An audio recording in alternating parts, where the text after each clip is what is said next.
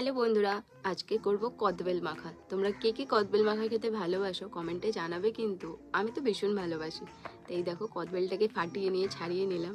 এবার দিয়ে দেবো নুন, একটুখানি চিনি।